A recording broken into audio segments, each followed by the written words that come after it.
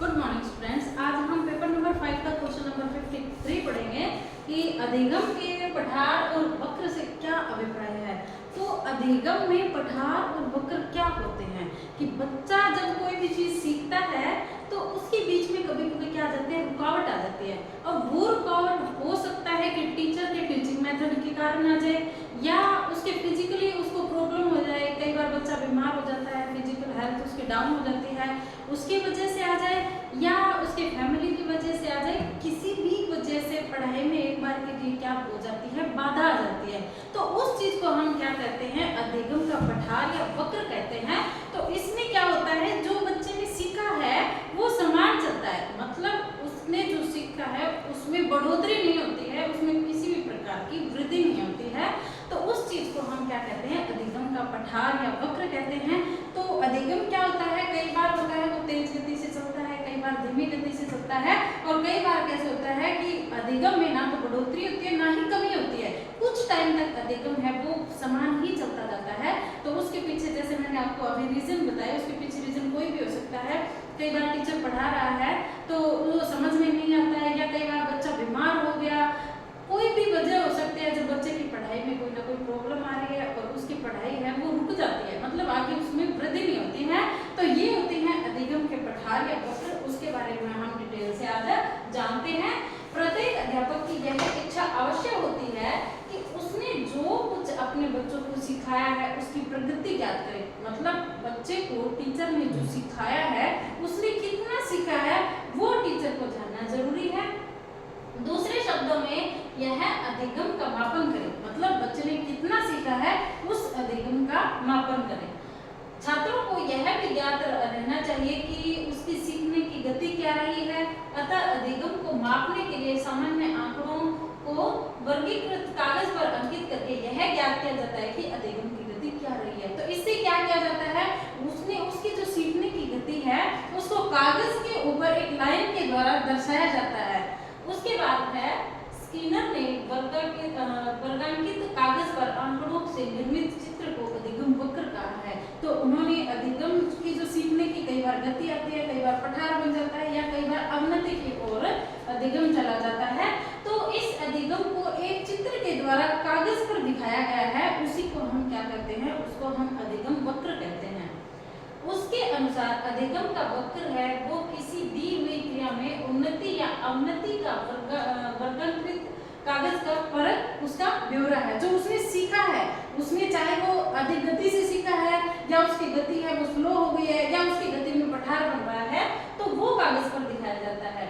इसी कारण रेमर्स व उसके साथियों ने अधिगम के वक्र को इस प्रकार परिभाषित किया है कि सीखने का वक्र किसी दी हुई क्रिया की आंशिक रूप से अधिगमित करने की पद्धति है। अलेक्जेंडर ने कहा है कि जब आंकड़ों को वर्गांकित कागज पर अंकित किया जाता है तो वह वक्र बन जाता है। गेट्स ने अधिगम वक्र की परिभाषा इस प्रकार दी है कि सीखने का वक्र है वो सीखने की क्रिया में होने वाली प्रगति को व्यक्त करता है। तो क्या होता है, अधिगम का पठार जो मैंने अभी आपको बताया कि बच्चा जो कुछ भी सीख रहा है उसमें अगर सीखने में बाधा आ रही है, उसके सीखने में कोई किसी भी प्रकार की वृद्धि नहीं हो रही है, तो उससे क्या बन जाता है, उसका सीखने का पठार बन जाता है। अब इस चीज को क्या किया जाता है, एक रेखाओं के द्वारा एक कागज पर दिखाया जाता है, उसको क्या कहते हैं, हम अधिगम का वक्र कहते हैं। उसके बाद है इन परिभाषाओं से स्पष्ट है कि अधिगम के वक्र से प्रत्येक व्यक्ति को इस बात की पूरी जानकारी रहती है कि किसी व्यक्ति ने किसी क्रिया को सीखने में किस प्रकार प्रगति की है। अब अगर बच्चे ने सीखने में प्रगति की है तो उसकी जो रेखा है वो ऊपर की तरफ होगी, अगर सीखने में पठार है तो वो रेखा समान रहेगी, अगर सीखने में उसकी कोई कमी आ रही है तो वो रेखा है वो नीचे की ओर चली जाएगी। तो इस चीज को हम क्या कहते हैं, अधिगम का वक्र कहते हैं। उसके बाद अधिगम वक्र के प्रकार कौन कौन से हैं, टाइप्स कौन से हैं, वो हम देखते हैं। अधिगम वक्र किस प्रकार का है, यह निर्भर करता है उस इकाई पर जिसे हम वर्गीकृत कागज पर अंकीकृत करना चाहते हैं। अधिगम की क्रिया अनेक प्रकार से संपादित होती है। इसी प्रकार अधिगम वक्र को किसी एक प्रकार से नहीं दिखाया जा सकता है। अधिगम पर अधिगामक, विषय, विधि आदि प्रभाव डालते हैं। मनोवैज्ञानिकों ने अधिगम वक्रों को दो रूप में विभक्त किया है, मतलब हम बच्चे को कोई भी सिखाते हैं तो हमारे जो सिखाने का सब्जेक्ट है, लर्नर है, हर चीज है वो उस बच्चे को क्या करती है, इफेक्ट करती है। तो पहला हम देखते हैं ऋणात्मक उन्नति सूचक चक्र। तो ऋणात्मक उन्नति सूचक चक्र क्या होता है कि जब बच्चे को कोई भी चीज सिखाई जाती है तो बच्चा जो सीखता है वो क्या हो जाता है, उसकी उन्नति है वो अवनति की ओर चली जाती है, ठीक है। तो इस प्रकार के वक्र में जो अधिगम है उसकी प्रक्रिया में आरंभ में अधिक प्रगति दिखाई देती है। शुरू में जब उसको सिखाते हैं तो वो बहुत तेज गति से सीखता है। उसके बाद अभ्यास के बढ़ने के साथ साथ उन्नति की गति स्थिर बढ़ती जाती है। मतलब उसने अभ्यास किया तो उसके सीखने की गति क्या हो गई, स्थिर हो गई, पठार बन गया। वर्गाकृत कागज पर जब ऐसा चित्र उभर कर आता है तो वह ऋणात्मक उन्नति सूचक वक्र कहलाता है। अब आगे कुछ चित्र दिए गए हैं उनमें ये स्पष्ट हो जाएगा। तो क्या होता है, इसमें जब सिखाया जाता है तो बच्चा है वो बहुत ही तेज गति से नॉलेज को गेन करता है। उसके बाद धीरे धीरे उसके अभ्यास की जो गति है वो समान बन जाती है, आगे की ओर प्रोग्रेस नहीं करती। तो इस प्रकार के वक्र को हम क्या कहते हैं, ऋणात्मक अधिगम वक्र कहते हैं। उसके बाद हम देखते हैं धनात्मक उन्नति सूचक वक्र। इस प्रकार के वक्र में उन्नति की गति है वो कम होती है, बाद में उन्नति की गति में अभ्यास के साथ साथ वृद्धि होती चली जाती है। और चित्र में धनात्मक उन्नति सूचक वक्र की स्थिति है वो स्पष्ट हो जाती है। तो हम क्या देखते हैं, जो धनात्मक वक्र है उसमें जो शुरू में हम बच्चे को कोई भी चीज सिखा रहे हैं उसकी गति होती है वो बिल्कुल स्लो होती है, लेकिन जैसे जैसे उसको प्रैक्टिस करवाई जाती है, उसको अभ्यास के लिए एग्जांपल्स दिए जाते हैं, तो प्रैक्टिस करेगा तो उसके नॉलेज में क्या होगा, उसमें वृद्धि होगी। तो इससे क्या बन जाएगा, इससे एक धनात्मक अधिगम वक्र बन जाएगा।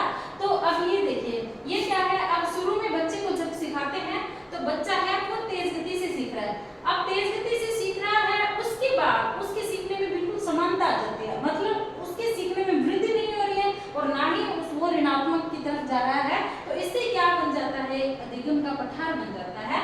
उसके बाद दूसरा देखिए, दूसरे में है धनात्मक। अब शुरू में बच्चा क्या है, बहुत ही क्या स्लो गति से चल रहा है, ठीक है, उसको जो भी पढ़ाया जा रहा है वो बिल्कुल नॉर्मल उसको समझ में आ रहा है। लेकिन जैसे जैसे उसको प्रैक्टिस दी जाएगी, ज्यादा से ज्यादा प्रैक्टिस करेगा तो उसके सीखने में क्या हो जाएगी, उन्नति हो जाएगी और वो आगे बढ़ेगा। तो इस प्रकार ऋणात्मक उन्नति सूचक है, ये क्या हो गया, इसकी वृद्धि यहाँ पे आगे रुक गई, ठीक है। तो इसको क्या कहेंगे, हम ऋणात्मक कहेंगे। और धनात्मक में शुरू में वो स्लो गति से चल रहा है, लेकिन आगे जाके उसकी गति सीखने की है वो क्या हो जाती है, तेज हो जाती है। तो उसको हम क्या कहते हैं, धनात्मक उन्नति सूचक कहते हैं। उसके बाद देखिए अधिगम वक्र की विशेषताएं कौन कौन सी होती हैं। तो अधिगम वक्र में सबसे पहले है अनियमित अधिगम, इर्रेगुलर जो लर्निंग होती है। अब जैसे किसी चीज को सीख रहे हैं, उसको क्या कर दिया, उसको बीच में छोड़ दिया, उसके बाद फिर से सीखना शुरू कर दिया, उसको हम क्या कहते हैं, अनियमित कहते हैं। अधिगम के वक्र की गति इस प्रकार की होती है कि उसमें अनियमित उन्नति है वो प्रकट होती है। उसमें प्रकट होने वाली अस्थिरता का कारण चाहे पाठ्यक्रम की कठिनाई हो या शिक्षण विधि हो या शिक्षण विधि का दूषित होना हो, या वक्र में ही प्रकट हो जाता है। मतलब उसके पीछे रीजन चाहे कुछ भी हो, चाहे उसका टीचिंग मेथड अच्छा नहीं है या उसका सिलेबस है उसमें कोई दिक्कत आ रही है। तो कोई, अब जैसे कोई छात्र है वो गणित में निरंतर उन्नति कर रहा है, कई बार क्या होता है बच्चा अच्छी गति से सीख रहा है, अब बीच में क्या हो गया, बीच में उसने कुछ क्लासेस वो क्या करते हैं, मिस कर दी। अब मिस कर दी तो आगे का अध्ययन है वो उसका क्या हो गया, रुक गया, आगे का अध्ययन नहीं हो पाया। तो वो उसमें क्या आ गई, उसमें अनियमितता आ गई, चाहे वो उसके शारीरिक कारण की वजह से हो, चाहे वो फैमिली की वजह से हो, किसी भी वजह से हो, या टीचिंग मेथड अच्छा नहीं है, जिस भी वजह से हो, तो उसका अभ्यास क्या हो जाता है, उसका अभ्यास बीच में छूट जाता है।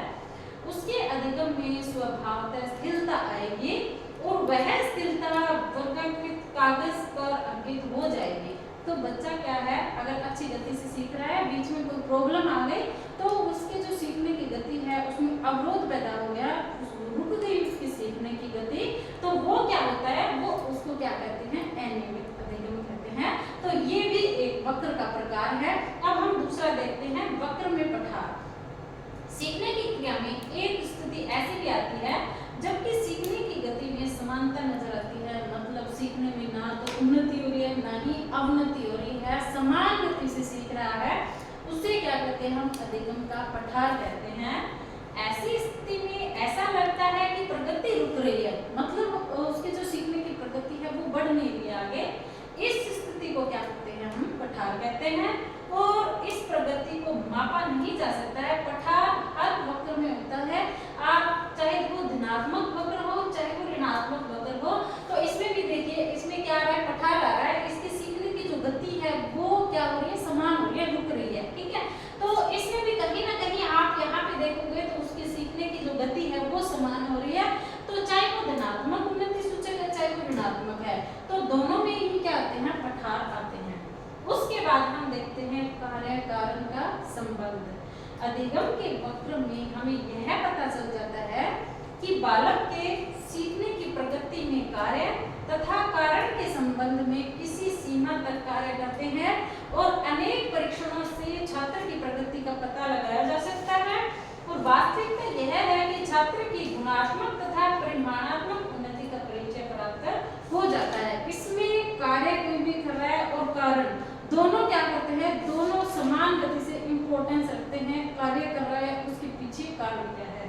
उसके बाद हम देखते हैं बालक की शारीरिक क्षमता, तो क्या होती है, उसकी फिजिकल एबिलिटी कैसी है। अधिगम वक्र से व्यक्ति की शारीरिक क्षमता की सीमा का ज्ञान हो जाता है और अधिगम के वक्र से यह पता चलता है कि छात्र में किसी क्रिया को सीखने की शारीरिक क्षमता कितनी है और वह किस सीमा तक उसका उपयोग कर सकता है। तो इसमें क्या देखा जाता है, जो बच्चा है उसकी शारीरिक क्षमता कितनी है, वो सीखने में कितना कैपेबल है, उतना उसको सिखाया जाता है।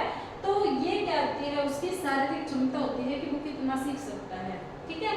उसके बाद अधिगम वक्र और उसको प्रभाव का तत्व। अब अधिगम वक्र क्या होते हैं, अधिगम वक्र पर अनेक परिस्थितियों का प्रभाव पड़ता है। बच्चा सीख रहा है तो कई बार क्या होता है, कई बार बच्चे की मेंटली हेल्थ अच्छी है तो वो अच्छी प्रोग्रेस करेगा, अच्छी गति से सीखेगा। और कई बार ऐसा हो जाता है कि वो उसको कोई प्रॉब्लम आ रही है, बच्चा बीमार हो गया या उसकी फैमिली में कोई प्रॉब्लम आ गई, अनेक रीजन से, या टीचर पढ़ा रहा है उसका टीचिंग मेथड अच्छा नहीं है, उसको समझ में नहीं आ रहा है, तो वो क्या करते हैं, जो अधिगम सारी जो परिस्थितियां हैं उसका जो प्रभाव है वो अधिगम के वक्र पे पड़ता है। गैस तथा अन्य विद्वानों ने उन प्रभावक तत्वों को इस प्रकार से व्यक्त किया है। पहला है, अधिगम में पूर्वानुभव प्रगति का प्रदर्शन करते हैं। वक्र में बालक द्वारा पूर्व ज्ञान का लाभ उठाकर नवीन ज्ञान प्राप्त करने की क्रिया और उसका परिणाम स्पष्ट हो जाता है। मतलब बच्चे ने पहले से जो कुछ भी सीखा है वो उसका नया सीखने में सहयोग कर रहा है।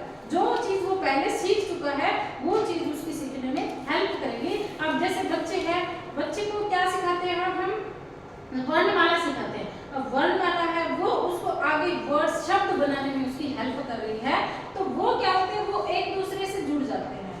उसके बाद 2 नंबर पर हम देखते हैं कि अधिगम की जाने वाली क्रिया का यदि आभास मात्र भी हो जाए तो उसका भी प्रभाव वक्र में परिलक्षित हो जाता है।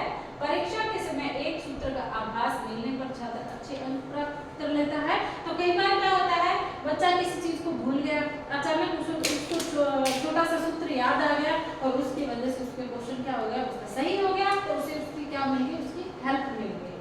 उसके बाद है अधिगम की क्रिया यदि सरल से कठिन की ओर हो तो सिद्धांत पर आधारित है, तो वक्र पर उसका अंकन है वो उन्नति सूचक होगा। तो नॉलेज क्या होना चाहिए, सबसे पहले उसको सरल चीजें सिखाई जानी चाहिए और सरल चीजों से वो क्या होगा, धीरे धीरे है जो कठिन चीजों की ओर जाएगा। उसके बाद है अधिगम की क्रिया में कुशलता का अर्जन होने पर मापन के समय उसका प्रभाव है स्पष्ट हो जाता है। मतलब बच्चे का मापन और मूल्यांकन होता है तब स्पष्ट हो जाता है कि बच्चे ने है वो हमने जो भी सिखाया है वो उसने कितना सीखा है, कहाँ तक उसने प्रोग्रेस की है। तो इन चीजों का हम मापन और मूल्यांकन दोनों से पता लगा सकते हैं।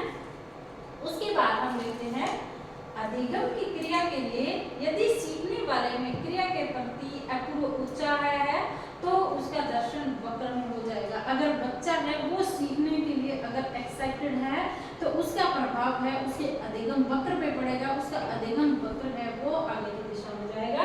उसके बाद हम देखते हैं अधिगम पठार।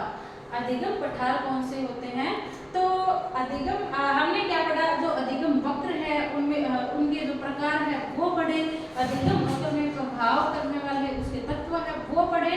तो अधिगम वक्र क्या होता है, ये अधिगम में बच्चा अगर प्रोग्रेस कर रहा है या उसके अधिगम में रुकावट आ रही है तो पठार बन रहा है, या उसका अधिगम है वो कम हो रहा है, ऋणात्मकता की ओर जा रहा है, तो इन तीनों चीजों को कागज के ऊपर दर्शाना ही क्या होता है, अधिगम का वक्र होता है। अब हम नेक्स्ट क्लास में जो अधिगम में आने वाले पठार हैं, पठार होता है अधिगम में आने वाली रुकावटें, वो चाहे किसी भी वजह से रुकावट आ रही है, चाहे उसकी फैमिली की वजह से आ रही है, चाहे उसके खुद के मेंटल हेल्थ या ये उसकी बॉडी की प्रॉब्लम की वजह से आ रही है, उसके एज के अकॉर्डिंग आ रही है, या टीचर है उसका टीचिंग मेथड अच्छा नहीं, किसी भी वजह से आ रही है, तो उसके अधिगम में आने वाली रुकावट है वो उसकी पठार है। उसको हम नेक्स्ट क्लास में पढ़ेंगे।